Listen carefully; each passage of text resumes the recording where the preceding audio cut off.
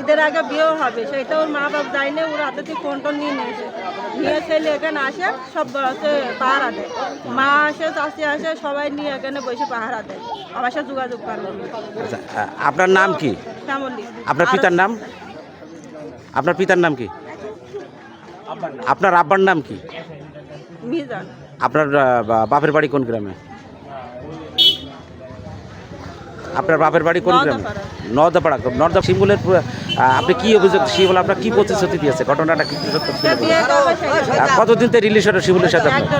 জি, 1-1.5 বছর রিলিজ হল। এরপর তো আপনার কোনো প্রমাণ আছে শিমুলের সাথে আপনার রিলেশন আছে? কি ওই ও আমার ফোন লগইন রাইখে সব ডিলিট করেছে, ডিলিট করে দিয়েছে?